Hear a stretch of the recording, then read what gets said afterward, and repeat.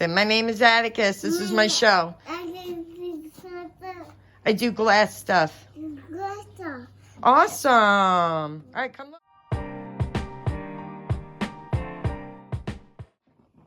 Hey everybody, this is just going to be a quick haul video. I went to 2 community-wide garage sales this past weekend. I probably went to like 15, 20 garage sales in each town, but each of the sales were kind of small. So, and some of them I was literally like walked up to the table and walked away. So it wasn't really worth filming all that stuff. I figured I'd just put it all together from the 2 days and make a haul video. So I'll show you what I got.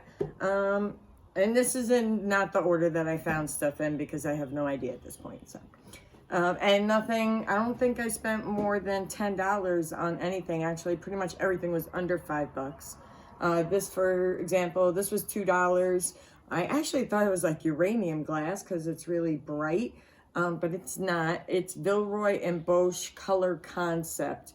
And I have to do more work on the pricing for this one because I saw them from like $35 to $150. Just looking at the sale side, I didn't look at sold yet. But yeah, Villeroy and Boch or Boch, however you say it. This, I don't know who this is by. I got it for $2. It has just like this kind of little red farmstead scene on it.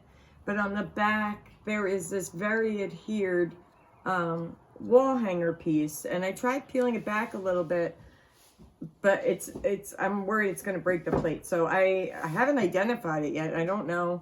And on the front side, I do see like a little hairline crack that does look like it goes through, but it's stable. And if I had to guess, it's probably from this thing. A little Fenton opalescent pink heart-shaped bowl. I think I paid $1 for that, which is cool. I found these. I got these for $1 each. And they're probably not worth very much. But I didn't know if anybody out there might know where they originally came from. If they were like Pier 1 or, I don't know, something like that. But they were cool. They're glass feet, like blown glass feet on them. So if you're into triangles or rotary engines and glassware, that's for you. I probably paid too much for this. This is like a giant Rooster paperweight. And I've seen them before. I wasn't sure if they were worth like $20 or $50 kind of thing.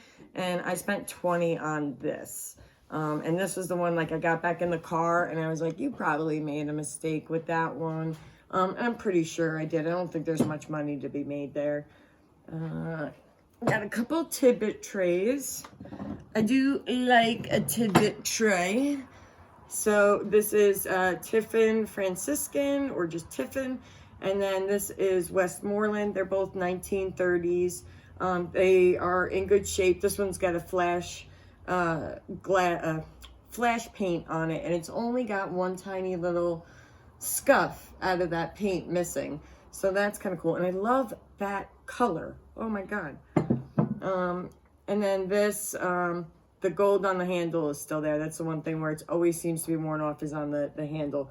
And then all the trim on the side look pretty good and no chips or cracks. So I love these, and they don't sell very quick, but I feel like they're due to have their day again. So I'm just putting that energy out there in the universe. So people, you want your tidbit trays again, all right? Just pass it along. And then this was a set. I thought at first it was the Anchor Hocking Ruby Red. I do like red glassware. But it was a set. I got this for $8, I think. They originally wanted $15. But she told me nobody was looking at it, so she gave it to me for $8. And I bought a couple other things there. I probably could have filmed that sale. That was the only really interesting one that day. But she thinks she remembered it being made in Mexico. And the Anchor Hocking does have ribs up here, but they are horizontal and these are vertical. And then the handle's different. There's no marking on the bottom, but again, that's just a great little ball vase, ball jug. I apparently, when I start filming, can no longer talk. When I'm talking smack about somebody in my car by myself, I can articulate really well. I guess put me in front of an audience and I'm like, Got a couple paperweights. This one's got a penguin in it. I think I paid $1 for each of these. They were at the bottom of a box of glassware that hadn't been unpacked, and that is like kind of my thing. If nobody minds me starting to unpack their boxes that they haven't unpacked yet, that's where I find a lot of good stuff, because it just hasn't hit the table yet. And not that these are anything crazy good, but they were still, like, compared to what else was at the sale, this was the best stuff, I think. So I grabbed those. It's got the control. This one, it's so dirty, I haven't cleaned this stuff. This one's got the control bubbles in it. So, but they're rough on the bottom. They're not smooth. These I did not look up yet. I'm not sure if these are candle wick or not.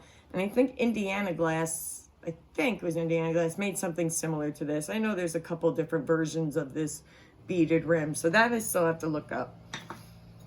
I have never gotten one of these, but I do think they are so cute.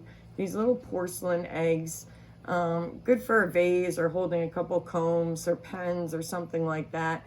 This one was $1, so I grabbed it. I probably maybe like 12, 15 bucks I can get for it, but I kind of like it, and I'm like into this color right now. This 1960s blue is really hitting it for me.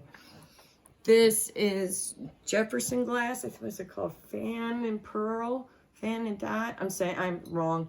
But this is Jefferson glass. It's not uranium glass. I've sold a couple of their pieces. This green opalescence is very familiar to me. I've already fallen for it, thinking it was uranium, and it's not. This, I actually got this along with this. He wanted 20 for this, but I wound up getting these both for 20. The guy was super nice. I had like 22 bucks left in my pocket. I was like, I can give you 22 for the both of them. He's like, just give me 20. I was like, that is great, because now I'm going to go home with $2 in my pocket to show my husband, and that's going to make his day. So treasure all around. But this is just, it's not worth, I think I listed this already for 40 bucks.